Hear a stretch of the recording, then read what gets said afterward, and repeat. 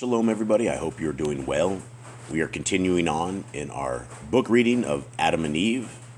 We're starting on chapter 60, and I want to reinforce some of the Bible basics that our Elohim Most High Yahuwah, Yad-Heh Vad-Heh, is one. He has a son, Yahushua. He is one. And then there is the Ruach HaKodesh, which is the power of Yahuwah, Elohim Most High. There's three separate entities. And as we are coming out of the religions that have us believing that there are three, essentially, gods in one, that is incorrect. When you read from Genesis to Revelations, there is the Father, the Son, and the Ruach HaKodesh.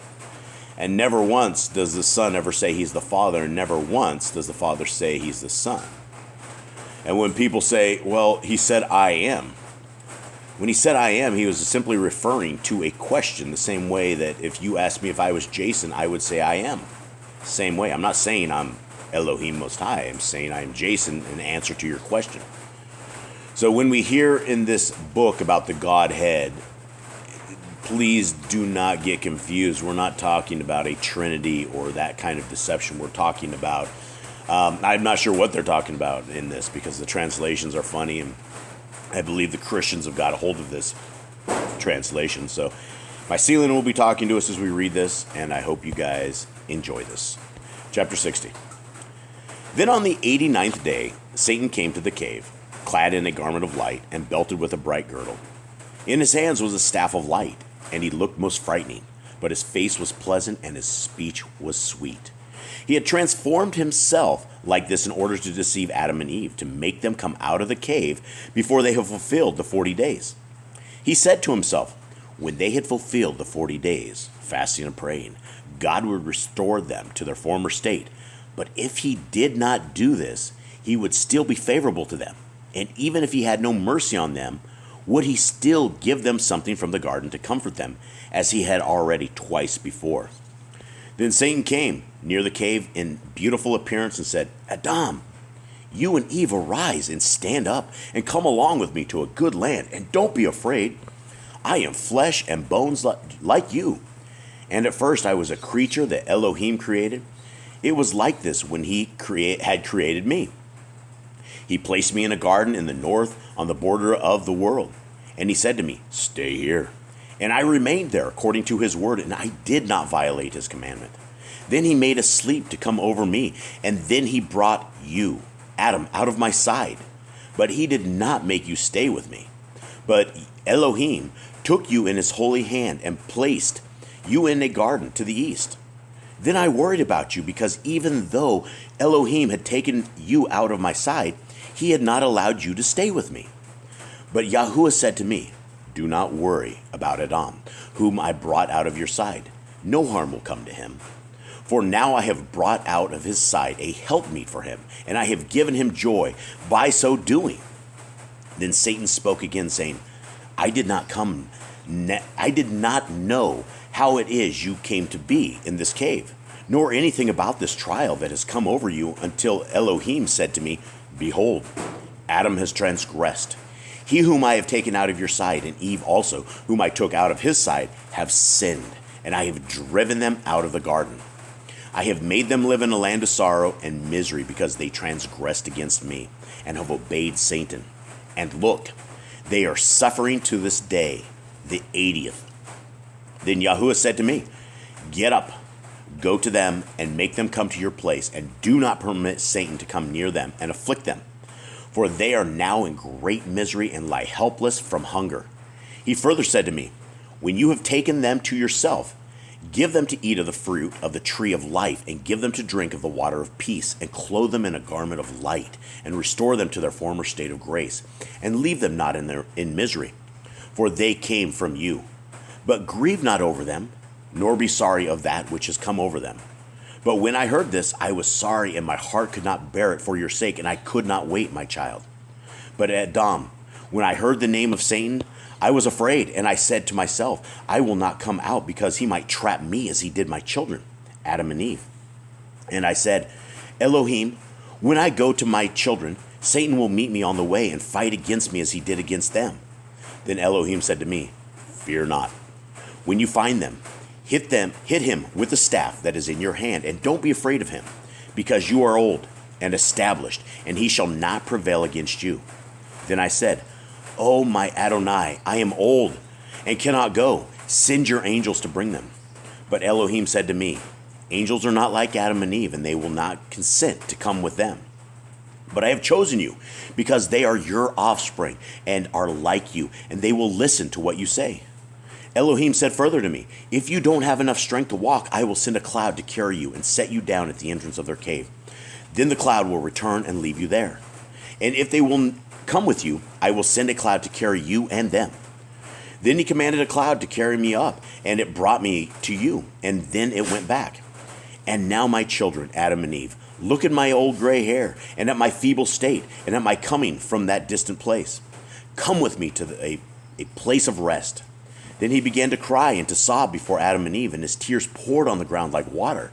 And when Adam and Eve raised their eyes and saw his beard and heard his sweet talk, their hearts softened towards him, and they obeyed him, because they believed he was true. And it seemed to them that they were really his offspring when they saw that his face was like their own, and they trusted him. Then we'll go with the author's note here. This chapter is cruel mockery. It represents the purpose of Christ turned upside down. Satan claims to be sent by Elohim because he is in human form in order to rescue. Should be to be rescued. Rescue Adam and Eve because he was made like them, and they would listen and obey him. Adam and Eve believed Satan. When Yahushua came, we rejected the true Savior. Later in the chapter, the word helpmeet is used. Meet in the archaic usage means to be fit, suitable, or proper. Thus, in the King James Version, the word helpmeet means someone who is fit or suitable helper. It was only in the 17th century that the two words help and meet were mistaken for one word, helpmeet, and came to mean a wife. Later in the 18th century, a mistaken spelling along with the understanding of a broader meaning of the word produced the word helpmate to mean a wife or sexual mate. Chapter 61. Then Satan took Adam and Eve by the hand and started to lead them out of the cave. But when they had gone a little way out of it, Elohim knew that Satan had overcome them and had brought them out before the 40 days were ended in order to take them to some distant place and to destroy them. Then the word of Yahuwah came again and cursed Satan and drove him away from them. And Yahuwah began to speak to Adam and Eve, saying to them, what made you come out of the cave to this place? Then Adam said to Elohim, did you create a man before us? Because when we were in the cave, there suddenly came to us a friendly old man who said to us, I am a messenger from God to you, to bring you back to some place of rest. And we believed that he was a messenger from you, O Elohim, and we came out with him. We did not know where we should go with him. Then Yahuwah said to Adam, this is the father of the evil arts, who brought you and Eve out of the garden of delights. And when he saw that you and Eve both joined together in fasting and praying so that you did not come out of the cave before the end of the 40 days, he wished to make your efforts wasted and break your mutual bond in order to take away all hope from you and to drive you to some place where he might destroy you. Because he couldn't do anything to you unless he showed himself in the likeness of you. Therefore, he came to you with a face like your own and began to give you signs, as if they were all true. But because I am merciful and favorable to you, I did not allow him to destroy you. Instead, I drove him away from you. Now, Adam, take Eve and return to your cave and remain in it until the morning after the 40th day. And when you come out, go toward the eastern gate of the garden. Then Adam and Eve worshiped Yahuwah and praised and blessed him for the deliverance that had come to them from him. And they returned to the cave. This happened in the evening of the 38th day. Then Adam and Eve stood up with a fervent passion, prayed to Yahuwah to give them strength, for they had become weak because of hunger and thirst and prayer. But they watched the entire night, praying until morning. Then Adam said to Eve, get up, let us go toward the eastern gate of the garden, as Yahuwah had told us. And they said their prayers as they were accustomed to do every day, and they left the cave to go near to the eastern gate of the garden. Then Adam and Eve stood up and prayed and appealed to Yahuwah to strengthen them and to send them something to satisfy their hunger. But after they finished their prayers, they were too weak to move. Then the word of Yahuwah came again and said to them, Adam, get up, go and bring the 2 figs here. Then Adam and Eve got up and went out and went until they came near to the cave. But Satan, the wicked one, was envious because of the consolation Yahuwah had given them. So he prevented them from getting the figs and went into the cave and took the 2 figs and buried them outside the cave so that Adam and Eve could not find them. He also had thought to destroy them. But by Yahuwah's mercy, as soon as those 2 figs were in the ground, Yahuwah defeated Satan's wishes regarding the figs and made them into 2 fruit trees that grew higher than the cave and shaded the cave because Satan had buried them on the eastern side of it. Then when the 2 trees were grown and were covered with fruit, Satan grieved and mourned and said, "It would have been better to have left those figs where they were, because now they have become 2 fruit trees that Adam will eat from all the days of his life. But I had in my mind that when I buried them, it would destroy them entirely and hide them forever. But God overturned my plan and would not let the sacred fruit perish, and he had made known my intention and has defeated the plan I had formed against his servants." Then Satan went away ashamed because he hadn't thought his plans all the way through. As they got closer to the cave, Adam and Eve saw 2 fig trees covered with fruit and giving shade to the cave. Then Adam said to Eve, "It seems to me that we have gone the wrong way.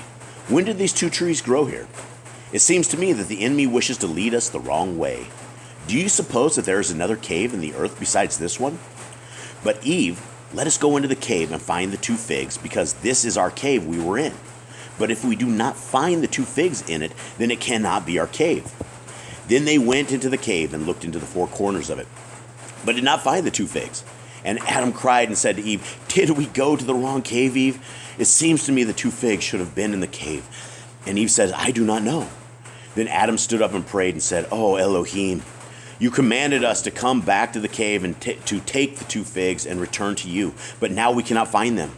Yahuwah, have you taken them and planted these 2 trees, or have we lost our way, gotten lost in the earth, or has the enemy deceived us? If this is real, then, O Elohim, reveal the secret of these 2 trees outside and figs to us." Then the word of Yahuwah came to Adam and said, "Adam, when I sent you to bring back the figs, Satan went ahead of you to the cave and took the figs and buried them outside, east of the cave, thinking to destroy them, by not sowing them with good intent. It wasn't because of him that these trees have immediately grown up, but I had mercy on you and I commanded them to grow. And they grew to be 2 large trees that would give you shade by their branches, and you should find rest. And by this I made you see my power and my marvelous works. And also I showed you Satan's cruelty and his evil works. Ever since you came out of the garden, he has not ceased for a single day from doing you harm in some way, but I have not given him power over you." And Yahuwah said, "From now on, Adam, rejoice because of the trees that you and Eve can rest under when you feel weary, but do not eat any of their fruit or come near them." Then Adam cried and said, "Yahuwah, will you kill us again? Or will you drive us away from your face and cut off our life from the face of the earth?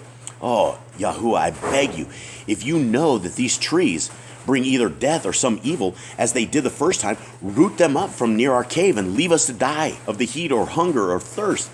For we know your marvelous works, O Elohim, that they are great, and that by your power you can bring one thing out of another without the things consent. For your power can make rocks to become trees and trees to become rocks." Author's note: they would have known it was their cave because the gold was still there. This verse brings up questions of Satan's power over Adam and Eve and the extent of any authority. In previous verses, we were led to think Satan had gained power over them because of their sin. Now in this verse we read, "But I have not given him power over you." This seems to be a contradiction.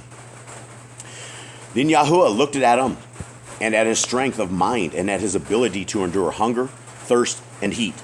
And he changed the 2 fig trees into two figs as they were at first. Then he said to Adam and Eve, "Each of you may take 1 fig." And they took them as Yahuwah commanded them. And he said to them, "You must now go into the cave and eat the figs and satisfy your hunger, or else you will die." So they went in the cave about sunset as Yahuwah commanded them. And Adam and Eve stood up and prayed during the setting sun. Then they sat down to eat the figs, but they did not know how to eat because they were not accustomed to eating earthly food. They were afraid that if they ate, their stomach would become heavy and their flesh thickened, and their hearts would begin to crave earthly food. But while they were seated, Yahuwah sent them his angel, out of pity for them, so they wouldn't perish of hunger and thirst. And the angel said to Adam and Eve, Yahuwah says to you that you do not have the strength that would be required to fast until death. So eat and strengthen your bodies, for you are now animal flesh and cannot subsist without food and drink. Then Adam and Eve took the figs and began to eat of them. But God had put into them a mixture as of savory bread and blood. Then the angel left Adam and Eve as they ate of the figs until they had satisfied their hunger. Then they put aside what was left over. But by the power of Yahuwah, the figs became whole again, because Yahuwah blessed them. After this, Adam and Eve got up and prayed with a joyful heart, and renewed strength, and praised and rejoiced much for the entire night. And this was the end of the 83rd day. Now, here's an author's note, but I will also put in a reader's note that I do not believe that blood is savory. I don't even know if this is the right translation on this. When he gave them a mixture of savory bread and blood, that just sounds evil. We are not to eat the blood. There's many commandments that we are not to eat the blood. There's life in the blood. So if that is what is savory, I don't think that would be it. Now the author's note. The meaning of this phrase, Yahuwah says to you that you do not have the strength that would be required to fast until death, is not clear. It is likely it is simply somewhat inverted and should be, if you fast, you will not have the required strength and you will die. Although one could look at it as a spiritual strength and warning, the one does not have the required determination to endure death by fasting. But Yahuwah saw Adam had the will. All right, so this is, let me go to my little helper here for my, let's see, so we are at, I think, chapter LXV, which is LXV. I should be better at this. 65. All right, so we're in 65. I will not leave us at 66, or have a start on 66, so we'll read a few more so we don't get near that number. All right, and when it was day, they got up and prayed, after their custom, and then went out of the cave. But they became sick from the food they had eaten, because they were not used to it.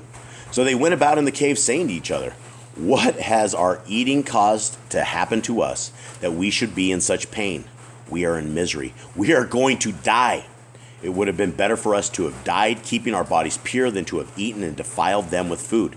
Then Adam said to Eve, this pain did not come to us in the garden, neither did we eat such bad food. Eve, eat such bad food there. Eve, do you think that Yahuwah will plague us through the food that is in us, or that our insides will come out, or that Yahuwah intends to kill us with a pain before he has fulfilled his promise to us? Then Adam besought the Elohim and said, oh, Elohim, let us not perish because of the food we have eaten. Oh, Adonai, don't punish us, but deal with us according to your great mercy, and do not forsake us until the day of the promise you have made us. Then Yahuwah looked at them, and then equipped them to be able to eat, fitted them for eating, food at once, as it is to this day, so that they should not perish. Then Adam and Eve came back into the cave, sorrowful and crying because of the altercation of their bodies. And they both knew that from that hour that they were altered beings, and all hope of returning to the garden was now lost. And they could not enter it again, for now their bodies had strange functions, and all flesh that requires food and drink for its existence cannot be in the garden. Very interesting point right there. Then Adam said to Eve, see, our hope is now lost, and so is our faith that we will enter the garden. We no longer belong to the inhabitants of the garden, but from now on we are earthly, and of the dust, and of the inhabitants of the earth. We shall not return to the garden until the day in which Yahuwah has promised to save us and to bring us again into the garden, as he promised us. Then they prayed to Yahuwah that he would have mercy on them. After this their minds were quieted, their hearts were broken, and their longing was cooled down, and they were like strangers on the earth. That night Adam and Eve spent in the cave, where they slept heavily because of the food they had eaten. And I will pause on this one, and we'll continue reading in a second, but this is very interesting to see that we as humans of today, we can't fast a tremendous amount of time, whereas these guys fasted nearly 90 days before they ever ate anything or drank anything, right? They have not yet drank. They just barely ate. And you guys understand, a stomach ache, issues of that nature. They had never experienced this before, and they were able to fast in a way that I don't know that we would understand anymore prior to this. They were getting weak and weaker, but Yahuwah had not yet converted their bodies to the state that we are in right now. So it's very interesting to see those transformations and those changes, and let's continue on. When the morning of the day after they had eaten, food came. Adam and Eve prayed in the cave, and Adam said to Eve, "Look, we asked Yahuwah for food, and he gave it. But now let us also ask him to give us a drink of water." Then they got up and went to the bank of the stream of water that was on the south border of the garden, which they had thrown themselves in before. And they stood on the bank and prayed to Yahuwah that he would command them to drink the water. Then the word of Yahuwah came to Adam and said to him, "O Adam, your body has become brutish and requires water to drink. Take some and drink it, you and Eve. Then give thanks and praise." Adam and Eve then went down to the stream and drank from it until their bodies felt refreshed, and they drank. They praised Yahuwah, and then returned to their cave as was their custom. This happened at the end of 83 days. So it was 83 days they fasted. 82 days. Or 81, because that would have been the 82nd. Then on the 84th day, they took the 2 figs and hung them in the cave together with the leaves of the figs. To them, these were a sign and a blessing from Yahuwah. And they placed them there so that if their descendants came there, they would see the wonderful things Yahuwah had done for them. Then Adam and Eve stood outside the cave again and asked Yahuwah to show them some food with which they could nourish their bodies. Then the word of Yahuwah came and said to him, "Adam, go down west of the cave until you come to a land that has dark soil, and there you will find food." And Adam obeyed the word of Yahuwah and took Eve and went down to a land that had dark soil and found wheat growing ripe in the ear and figs to eat. And Adam rejoiced over it. Then the word of Yahuwah came again to Adam and said to him, "Take some of this wheat and make yourself some bread with it to nourish your body." And Yahuwah gave Adam's heart wisdom to work the corn until it became bread. And Adam accomplished it until he grew very faint and weak. He then returned to the cave, rejoicing in what he had learned and what he had done with the wheat until it was made into bread. And the author's note, the word corn is used to mean a seed. However, the sentence indicates that it is a seed of wheat that is used to make bread. The words for corn, meaning a seed, and wheat are used to mean the same thing. In Egypt, there's a type of wheat called durra, the seed corn of wheat. That was likely durra. All right, and this will be the last chapter we'll do for now. When Adam and Eve went down to the land of black earth, mud, and came near to the wheat Yahuwah had showed them and saw that it was ripe and ready for reaping, they did not have a sickle to reap with. So they put themselves to the task and began to pull up the wheat by hand until the task was complete. Then they heaped it into a pile. They were weak from heat and from thirst and went under a shady tree where the breeze fanned them to sleep. But Satan saw what Adam and Eve had done, and he called his hosts and said to them, "Yahuwah has shown to Adam and Eve all about this wheat to strengthen their bodies, and look, they have come and made a big pile of it. Now they are weak from the toil, are now asleep. Come, let us set fire to this heap of corn, wheat seed, and burn it.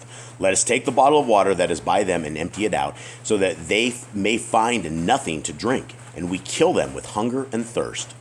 Then when they wake up from their sleep and seek to return to the cave, we will come to them along the way and lead them in the wrong direction, get them lost, so that they die of hunger and thirst. Then perhaps they will reject Yahuwah, and he may destroy them. So in this way we can be rid of them." Then Satan and his hosts set the wheat on fire and burned it up. But from the heat of the flame, Adam and Eve awoke from their sleep and saw the wheat burning, and the bucket of water by them was poured out. Then they cried and began to go back to the cave. But as they were going up from below the mountain, Satan and his hosts met them in the form of angels, praising Yahuwah. Then Satan said to Adam, "Adam, why are you so pained with hunger and thirst? It seems to me that Satan has burned up the wheat."